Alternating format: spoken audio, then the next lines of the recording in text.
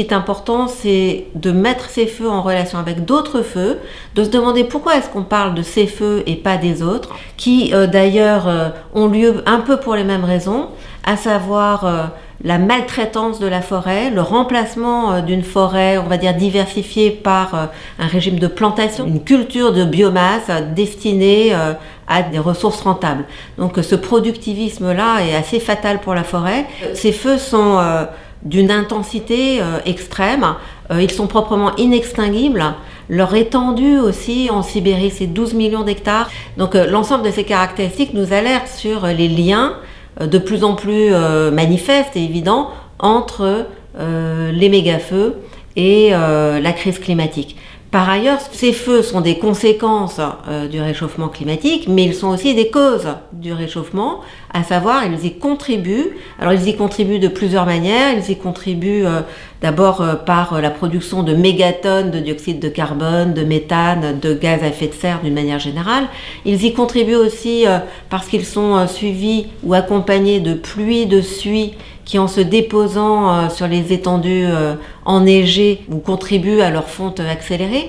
Très néfaste pour la santé, évidemment, des gens qui y sont exposés. À Bornéo, on a enregistré 100 000 morts prématurées l'année dernière à cause justement des inhalations de fumée qui peuvent être toxiques dans la mesure où, en plus, où ces feux peuvent passer dans des mines abandonnées et faire ressurgir des matières toxiques, bon, etc., etc. Donc on a un ensemble de phénomènes là qui, tous mis bout à bout, nous montrent que il y a véritablement de bonnes raisons de s'alerter et de découvrir, d'inventer de nouveaux cours d'action pour limiter, en quelque sorte, prévenir le développement de ce phénomène.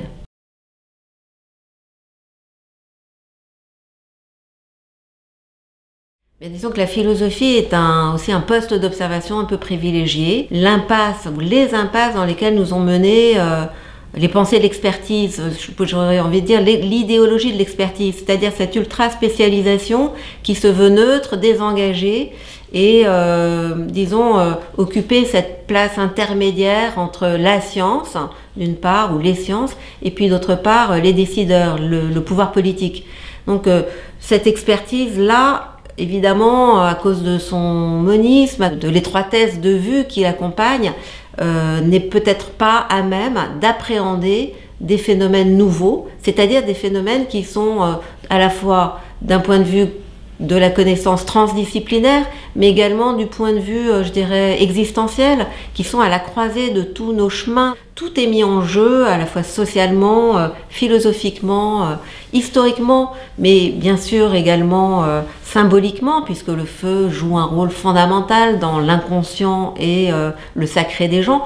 Donc tous ces éléments, voilà, peuvent être envisagés et réorganisés au sein d'une espèce de théorie ici qui voudrait aboutir à une refonte en quelque sorte des relations entre les hommes, les êtres humains et la nature.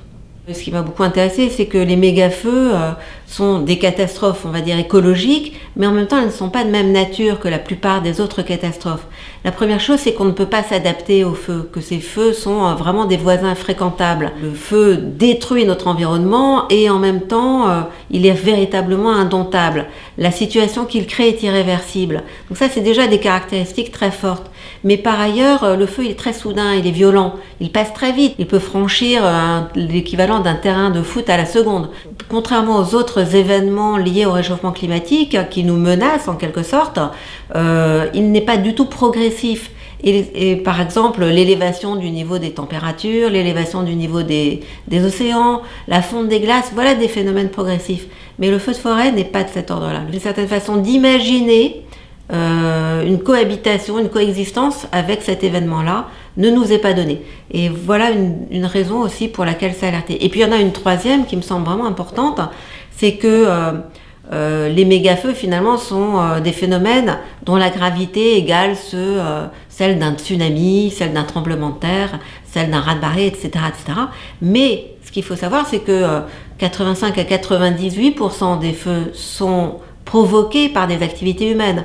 Aucune activité humaine ne peut provoquer un tsunami. En revanche, parfois le fait même de craquer une allumette peut suffire pour générer un méga-feu.